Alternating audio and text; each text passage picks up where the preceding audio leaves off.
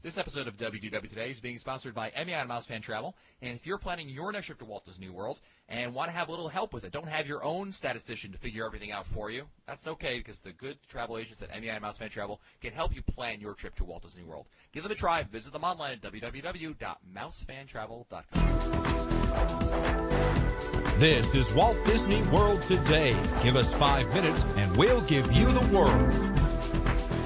Wednesday, March 11th, 2009, and this is episode 537 of WDW Today. I'm Matt Hotchford from StudioCentral.com. Mike Scopa and Mike Newell are not with us today, but if they were here, they would tell you that they would love for you to join us at the Star Wars Weekend dinner that I'm going to be hosting on Memorial Day weekend 2009. More information in the show notes, but that's just what they say. I hear you're serving Ewok. Is that true? That's good eating. Joining me on today's show is Len Testa, co-author of the Unofficial Guide to Walt Disney World. Welcome, Len.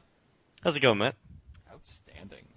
And joining us on today's show is the Unofficial Guide to Walt Disney World statistician, and really the Karl Rove to Len Testa's George Bush. It's Fred Hazelton. Bon retiro, Fred.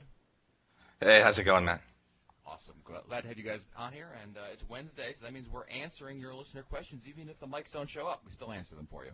So wait, can I just tell a quick Fred and Len story from our last trip last week? Sure, go for it. So Fred and his girlfriend Chantal got there was it Sunday? Sunday? Yeah, Sunday night. And apparently through some weird twist of fate, Chantal ended up cooking dinner at the home almost every night. So as they were every night, I would post on my Facebook page in French, Chantal, who will cook the pasta tonight? And she would respond with something. I'm pretty sure she wasn't telling me exactly where the pasta was being cooked, but she was telling me where I could cook my own. Nice. Yeah, I think she said something to the effect that all you eat are donuts anyway, so why bother? Exactly.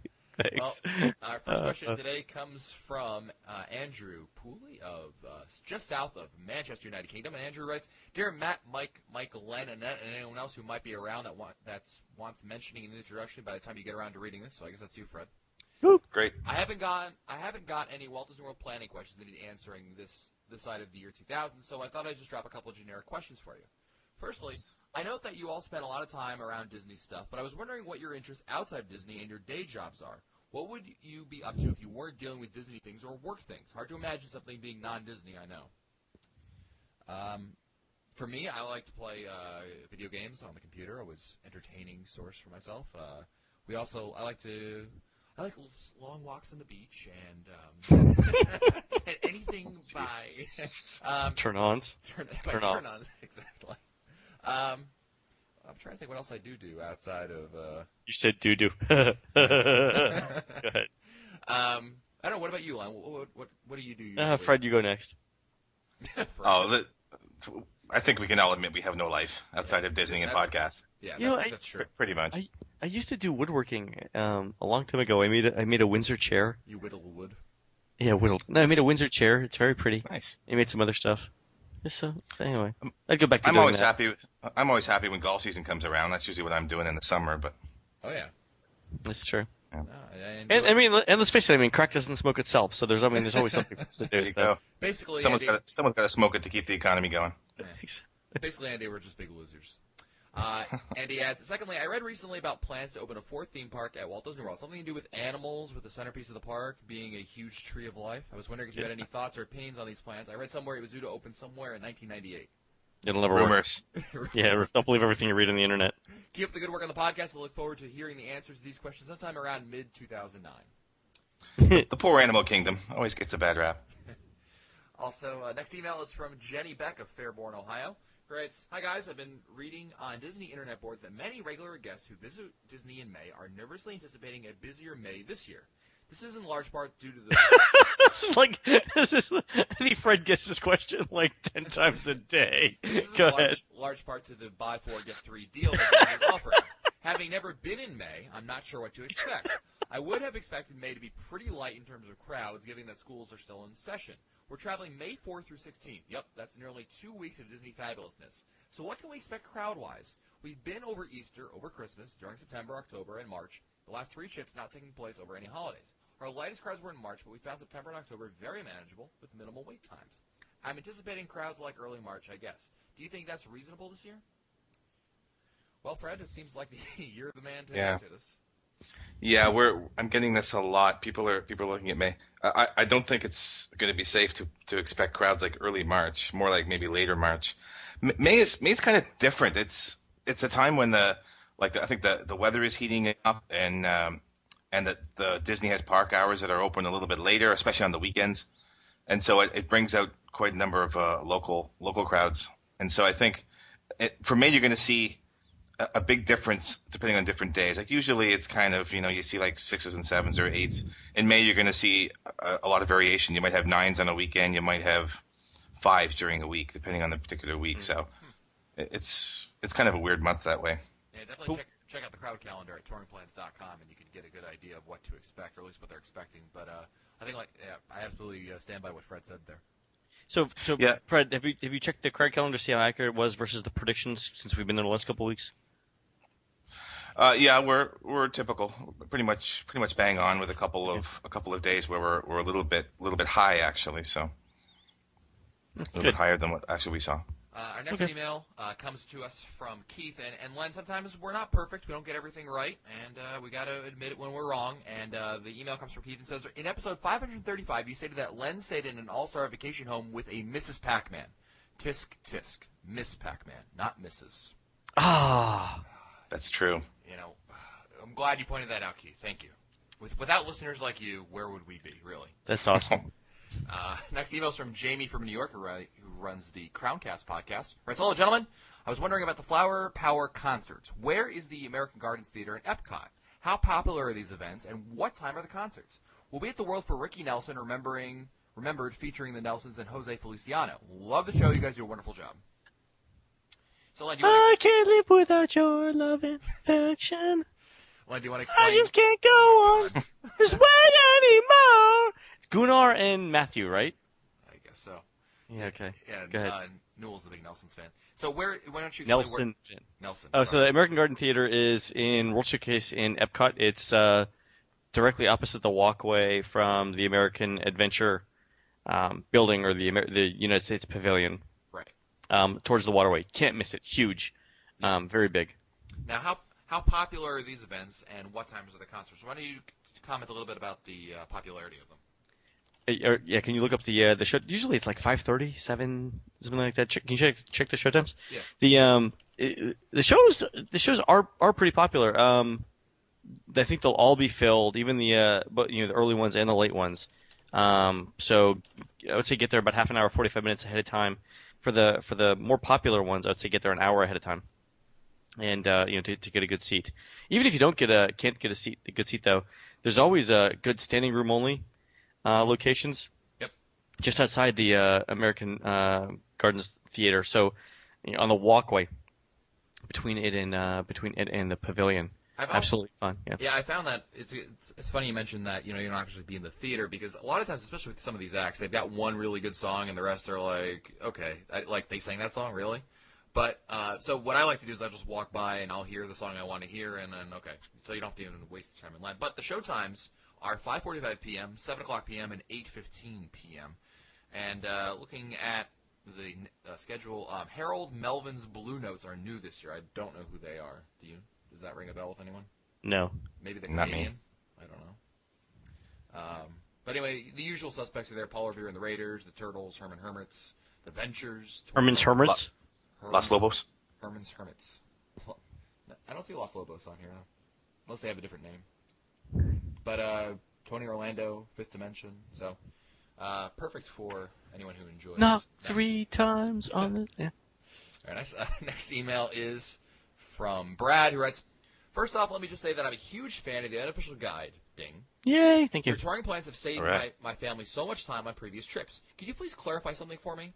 Next June will be our first visit to Walt Disney World that we have not gone during non-peak season.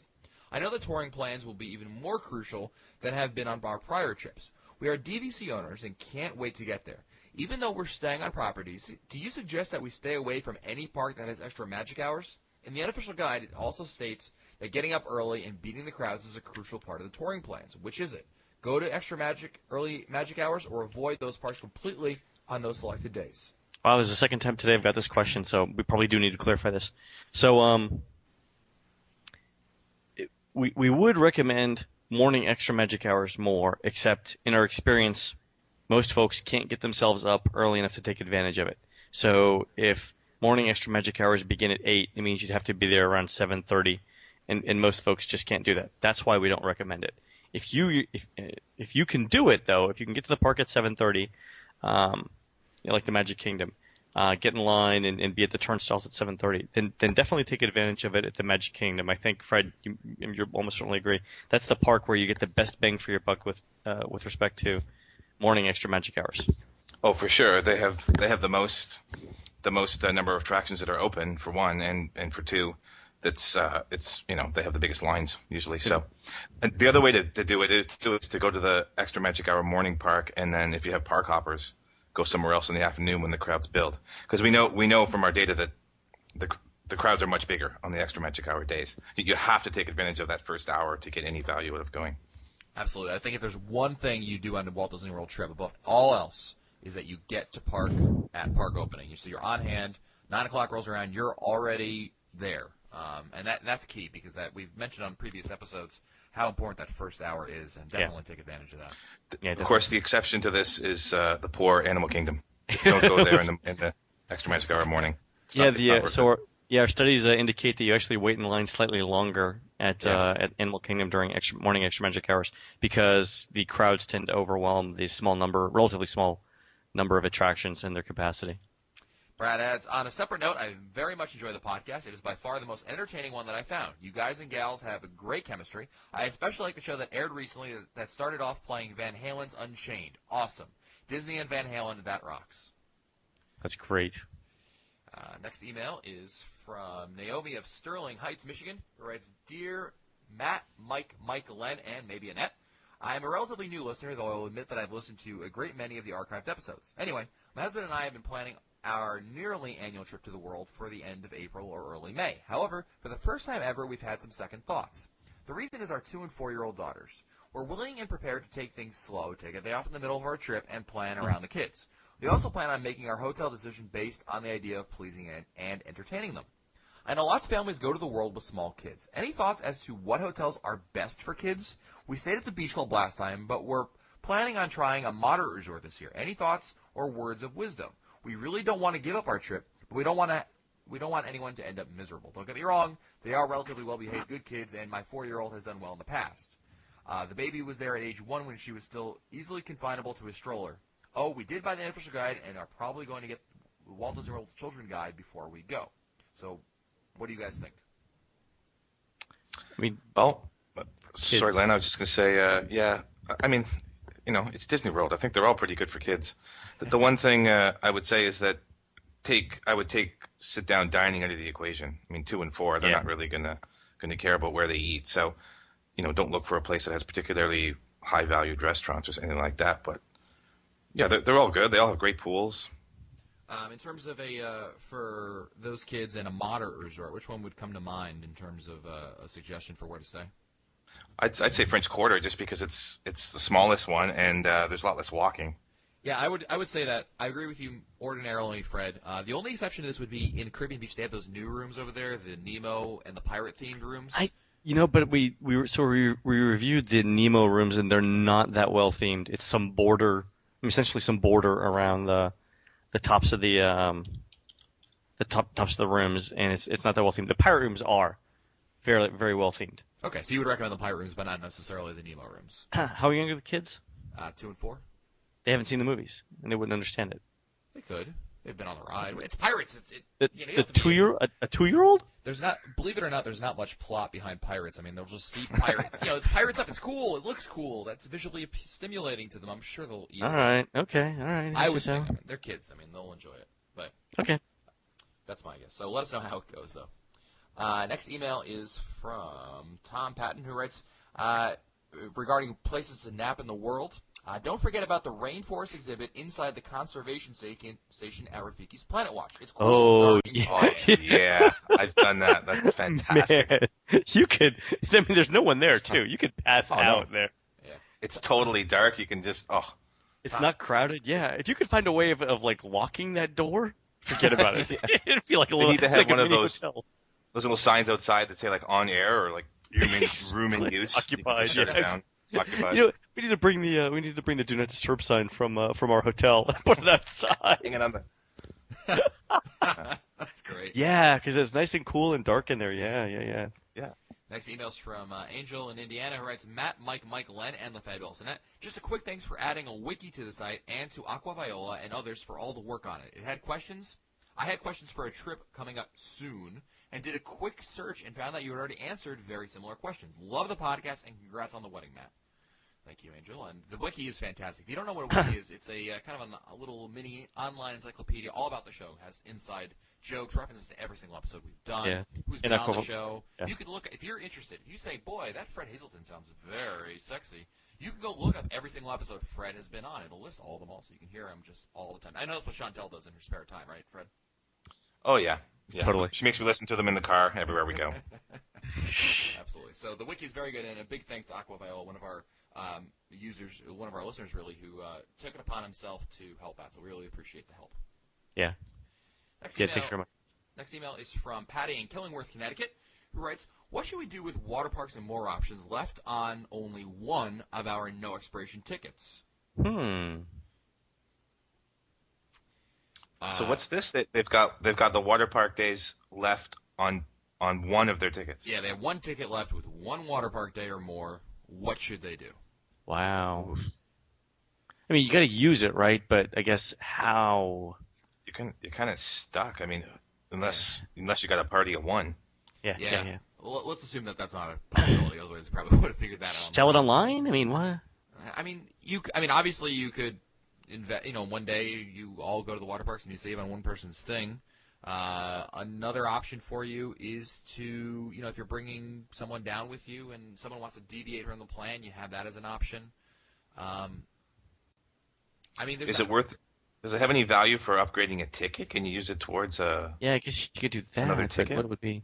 If they got it with the water parks and more options, I gotta think no. It's not like I know where you're going with that, Fred. But my guess would be no, but I could be wrong about that. Well, if it doesn't expire, I guess. I mean, if just keep it for the next trip, maybe. Yeah, just hold on to it. You never know. Things change so much, and when you might not think that you might use it now, fine, save it. It's not going to expire, so keep it around. And maybe 1 year in the future on a future trip, you'd be like, you know what? Let's go to the water parks, and you'll have one free day. There you go. Patty also wants to know, for two 16-year-old teenagers and two 50-ish parents attending the parks together, we were wondering what options we have available. The teenagers do not want to do Disney Quest. Pleasure Island is closing, and we have to pay for the other three of us to get into the clubs about $75. Is it worth it? So what is it that they want to do? I guess they're asking in terms of what the water park and more option has with it, because they don't want to do Disney Quest, and Pleasure Island is gone, so that's out of the possibilities over there. I just think you got to hold on to it. I think it's your best bet. Yeah, Next email is from Vinny and Len. Do you remember the Touring Commandments episode that you guys did? Yes. Yes. So Vinny writes, "Hi guys, love the Touring Commandments episode. Very funny. One question about number 12. Thou shalt make use of extra magic hours. When I was there in late September rather, my wife and I checked Illuminations, then beat feet over to the Magic. I've never heard that term before. Over to the Magic Kingdom for the last hour of the evening extra magic hours for the night. We had high hopes for hitting the three mountains, but were surprised to find 20-minute waits for Big Thunder and Splash Mountain, and a 40-minute wait for Space Mountain. Yeah. These were some of the longest wait times for these attractions all week. Needless to say, we couldn't do all three and left after Big Thunder and the Haunted Mansion. Is this typical of extra magic hour nights in the fall when the park hours are shorter, or do we just have bad luck? I'd like to know for future trips." I think Fred can weigh in here, but my sense is, without looking at the numbers, the first half of evening extra magic hours are essentially almost as crowded as the end of the park's day, and it's only in the last 90 minutes or so that that wait time starts to diminish. Yeah, this is the problem. Is that people see the extra magic hour, evening, and so they go to that park in the late afternoon, thinking they're going to stay late, and they don't. But kind of inflating all the times. Like if they went for the last hour and it was what they say 40-minute waits. I mean, it might have been 60 minutes at the beginning of the Extra Magic Hour. Yeah. And actually, kind of fading down to 40 minutes. But that is kind of surprising. I would have thought that it would have been less than that. I wonder how late it was. Like Well, maybe it was like a 7 o'clock closing. I mean, when we were at the tent event, after the tent event, myself, Mr. Newell, and Annette, we all went to the Magic Kingdom for Extra Magic Hours, and we stayed out till 1, and Space Mountain had a 40-minute wait. Right, Yeah. We got on Space Mountain about 2 minutes before because we had Fast Passes before the park closed at 1, and it still had a 40-minute wait over there. Now, there was speculation that they were putting a large wait time on there to keep people from actually going on the line, so they wouldn't keep the ride open until like 2 o'clock. But Yeah. I mean, that was pure speculation. Hen and I have been That could be to the same thing. Hen and I have been to Big Thunder Mountain at 12:30 with a posted 30-minute wait, and it really was a 30-minute wait when the park closed at 1. Well, adding to the confusion, Sarah writes, "Hi guys, just listened to the Commandment show, and now I'm really confused. Scopa said, 'Thou shalt not use extra magic hours,' but according to the unofficial guide, readers are advised to avoid extra magic hours if possible. What's a girl to do?" So again, I think we're referring there to in general, extra magic hours. Parks with extra magic hours are more crowded than parks without extra magic hours. You can do it. I think if you follow we just answered this question a couple questions ago. If you can do it by morning extra magic hours by getting to the park sooner, or if you can wait at the crowds for evening extra magic hours, then do it. The reason why we don't recommend it in the guide is again because most people can't get themselves up early or stay that late. So we just assume that no one's going to do it. Oh, absolutely. Next email is from Kabe, K-A-B-E. How would you pronounce that one? Accents on the second to the last vowel in English, so it's Kabe. Kabe. Hi all. This November, this November, my high school band will be traveling to Orlando to perform in the Magic Music Days. We'll be in the Disney parks on November 13th, 14th, and 15th. Our directors are allowing us to tour and enjoy the parks at our own leisure. As a seasoned Disney regular, I'm very familiar and comfortable with the parks, but I'm not so sure about how to work this around my group's schedule. Due to the time constraints, we'll be visiting Epcot and Animal Kingdom on the same day, November 13th. We will be in Animal Kingdom until 2:30 and Epcot for the rest of the day. How can my group see the most possible in this limited amount of time? Do you have any touring plans on visiting Epcot and Animal Kingdom half day? Yes. Are they available in the book, or are they something that's only available at touringplans.com? Probably just on touringplans.com. But you could, going to Epcot in the afternoon is tough because Soarin' is pretty much out unless you get there in time to get kind of the last fast passes available.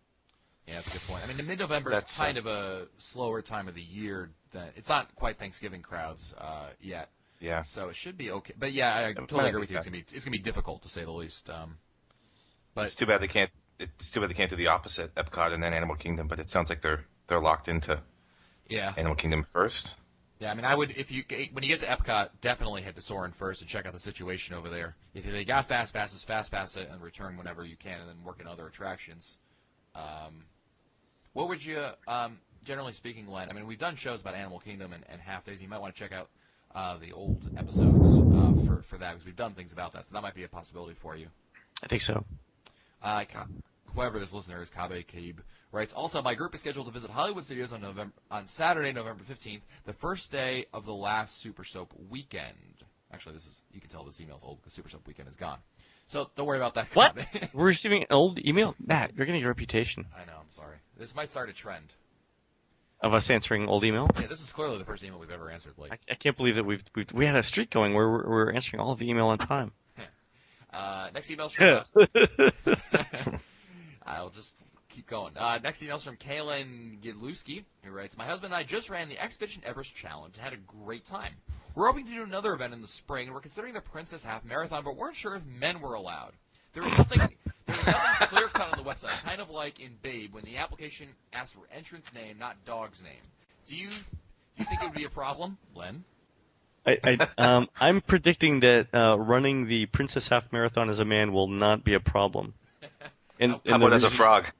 and the reason why is I ran it on Sunday and actually finished in 2:18, so my second fastest Well done. half marathon time. Yeah, I would have run faster, but I didn't. So I think it was. Really? I think it was the fact that I had to do an entire week of research before I ran the half marathon, which may have made me slightly tired. Nice. But you can definitely do it. And by the way, thanks to Brett from the Disney Moms panel for answering that question for me Nice. and shaming me into running once I asked the question. Go ahead. Next email's from Phil of South Wales, United Kingdom. Writes, I'm visiting Orlando for the third time in July 2009. We're going to be staying at Port Orleans French Quarter for 5 nights from the July 2nd to July 7th. Can you please provide some suggestions on getting the most from the parks around July 4th? I'm sure a whole show could be dedicated to this. Could you do this before the 180-day mark before I can make ADRs? Well, Phil, don't worry about the ADRs because we're at 90 days now. Yeah. July 4th touring, I think we've mentioned this before. Let me check the wiki now that I think about it. But, Len, do you want to give some basic strategies here or guidance or suggestions? So a couple things for around the holiday. Make sure that you get to the parks early. And if you stay away long enough for people to start leaving after dinner. Epcot is generally the best park during the holiday because it handles the crowds best. You want to avoid parks like the Animal Kingdom, which are very, very small, and the Magic Kingdom, which are going to be exceedingly popular. Matt, how's the studios on July 4th? I was at the studios July 4th of 2008, and it was phenomenal. It was empty. I walked on Tower of Terror in the middle of the day. No. I ran. Really? I got on Toy Story Midway Mania 2 times in 1 hour, and the wait line, not Fast Pass, mind you, the standby line. It really didn't pick up until about 6 o'clock p.m. The night of July 4th. Then people started, saying, well, I want to go see fireworks. And they started coming in. Certainly by the time the fireworks showed up over there, I forget what time the fireworks started, it was full. But wow. the daytime, it was wow. It was a pleasure to be over there. Let's put it that way. So that's definitely something that you're, I enjoyed it. I think it's definitely overlooked, the studios. That would be my pick for the park, to be quite honest with you, because everyone says, well, I want to go to the Magic Kingdom, and a great deal say, let's go to Epcot, because they all have special holiday tags going on. Yeah, this might be worth looking into. I think this might be fun. Yeah, and the other thing to keep in mind also about the studios, and I'm going to go out on a limb about this, they had the regular fireworks show, then they still had Fantasmic that night. So wow, you even could better. have seen 2 fireworks shows, and I'm pretty sure they'll have Fantasmic on July 4th. I mean, it's kind of a big night, I would think. So that's that for you. Next email is from Mark, who writes, hey, boys, and maybe Annette. This is Mark from Chicago. My family and I are headed down to the Polynesian soon for an 11-night stay. Nice. We are very excited. We have 2 questions. 11 nights. First, Wow. Okay. when you want to catch a bus to the Hollywood Studios or Animal Kingdom, is it quicker to walk to the TTC and jump on the bus there, or to catch one at the resort itself? Resort. Yeah, there's the only exception that might be there's one building. I'm no Steve Seifert, so I have no idea what the building's name is. But there is one that is literally like 2 feet from the TTC. At the Polynesian. At the Polynesian, but I'm still thinking I would agree with you. Just go to your own.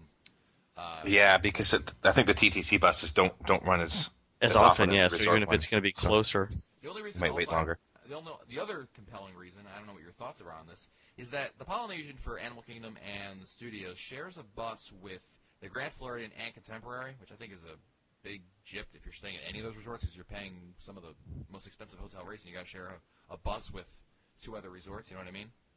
yeah, you're thinking of Rapa Nui, by the way, for the building. Ah, thank you. It was on the tip of my tongue.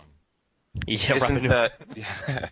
Is the Polynesian not the last stop of those 3 though? Doesn't it go Contemporary, Grand Floridian, and then Polynesian? It may be. My point is that you might be dealing with very crowded buses. That's my only Yeah, contention. that's potential. Yeah, because if you're staying in the Ratatouille building or whatever that was, The Ratatouille. you can. You might want to consider the TTC, but otherwise, I still think you should just go to the resort bus because for quicker buses and everything else. Mark also wants to know, due to the fact that we're staying for 11 nights, are our chances of possibly receiving an upgrade less than staying for a shorter trip? Can it hurt to ask? Thanks. Love your shows. Keep up the good, inspiring work.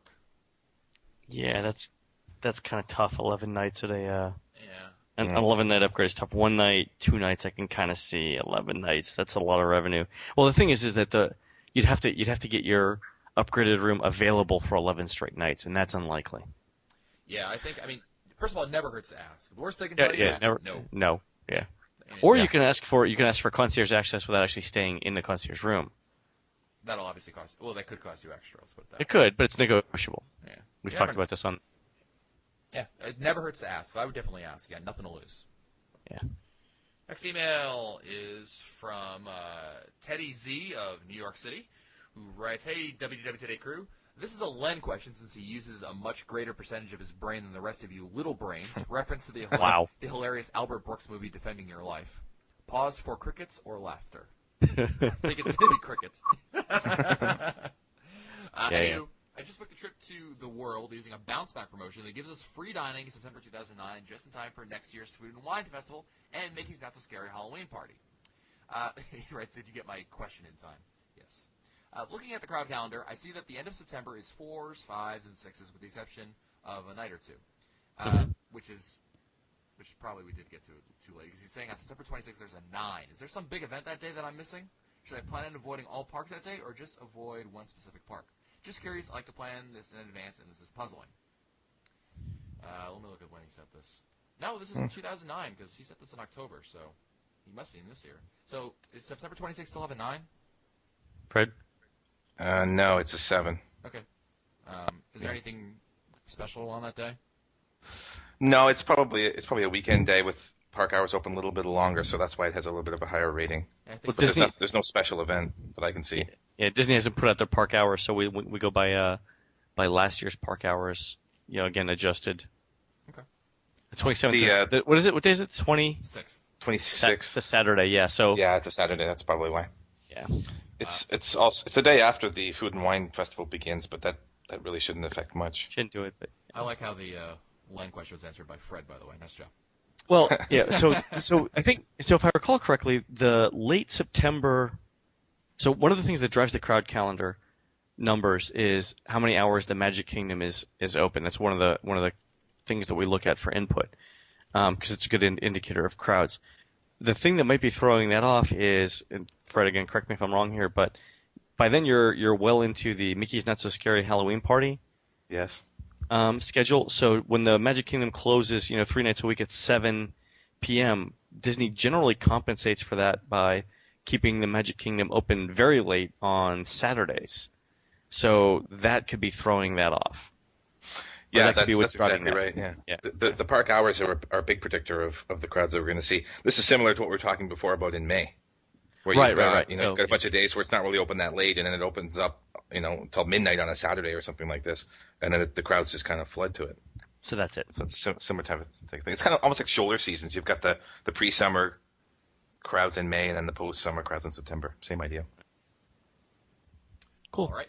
It's time for our last question of the day, and since Newell's not here and Scope is not here, Len, it's up to you to pick the last question of the day. Are you ready? I love it. Go ahead. Okay. This is going to be, I know you haven't done this before. You want to stretch out a little bit? Yeah. Go ahead. Okay. Hold on. All right, I'm ready. Okay. And there is a right answer and a wrong answer, Len, so take your time on this one. Darn. Okay, go ahead. Your options are, an email says, Illuminations Music, The Unmentionable, and Planning the Cheapest Vacation Possible. Planning the cheapest vacation possible. You even want to know what The Unmentionable was? I kind of do, but I'm waiting for the other guys. Okay. Last email today is from Martin McIntosh of Orange County, California. He writes, okay, I'm trying to plan as cheap a vacation as possible. We want to be on site for 10 days. We don't park hop, but would like to go to the water parks on a Saturday and Sunday. If we get the water parks and more, does that count as a day so that if we go to Blizzard Beach during the day, then we can't go to Epcot for dinner? The no hopper option saves us a bunch of money each way. So what's the cheapest way to go? So I would actually use in terms of tickets, use the least expensive ticket calculator, but it'll tell you that, and they want to stay on site, right? Yes. So the water park fun and more option generally makes sense if you go to the water parks twice. When it's one time, it does not. And you will be able to visit both a theme park and a water park in the same day, even without the park hop option, because theme parks and water parks are considered separate types of entities in the ticket. Yeah, and it's separate. So you don't have to worry about that. And since they're going Saturday and Sunday, it sounds like that'd be a good option for them to get, right, Len? I think so. I would still run it by the least expensive ticket calculator just to make sure. It'll only take a few seconds for it to run, and they'll tell you definitively whether that's it. The other thing I would say though is you might be able to get a discounted ticket from a wholesaler like Maple Leaf Tickets or Undercover Tourist, and book a room-only discount, like through AAA or through Disney, which would be your absolute least expensive option for staying there. Well, if they're going for 10 days as well, then that brings the annual pass equation in there too. Would it be cheaper to get an annual pass and try to get an annual pass discount on a room, and then you can get annual pass discounts on the water park tickets, I think, as well. Yeah, the only thing is with an annual pass discount on a value room, I think the break even is like 10 or 11 days. That would be okay. So it depends on the size of the party. Yeah, and typically it's cheaper. Like lately, it's been cheaper to just join AAA because that's $42. I don't know what it is in Canada, the CAA, but it's $42 a year in the U.S. and you get a comparable discount to the annual pass. Oh. Yeah. Martin adds one more thing. I just want to remind all of your listeners to join Matt at Star Wars Weekends on Saturday, May 23rd, for an awesome time. He didn't write that. I put that. Wow. But the joke swung. It was a terrible joke, so. Yeah, well. Sorry. Yeah, Is it a bad idea to get an Ewok done medium rare, or? What sort of accoutrement do you have with Ewok? I mean, I'm thinking Fun. potatoes. I was going to add fun, but yeah, that's two. We also have potatoes. Maybe a nice Potatoes. Shiraz or a Merlot. Exactly. Yes. I mean, they tend to be kind of gamey, so you want to go with something crisp right. and cleanly cleanse the palate, right? Well, yes, we have no bananas. So, very good. Well, that's going to do it for us today. I want to thank Fred for joining us. And Fred, please tell your lovely girlfriend, j'ai un chat dans mon pantalon. I will not tell her that. Thanks, Matt. Okay. Very good. That's going to be up. That's it for us today. Don't forget that this episode of WDW Today has been sponsored by All-Star. This episode has been sponsored by MEI and Mouse Fan Travel. And if you're planning your next trip to Walt Disney World, like maybe for Star Wars Weekends, they can help you plan that trip for you, make it that much easier for you on your next trip. So that way you can enjoy your trip to Star Wars Weekends and not have to worry about planning all that stuff. Why not give them go to their website at www.mousefantravel.com. If you want to find our older episodes, read our show notes, or send us your comments, visit the WDW Today website at www.wdwtoday.com. For Line Test, Mike Scopa, Mike Newell, and Fred Hazelton, I'm Matt Hochberg. We'll see you on the next show.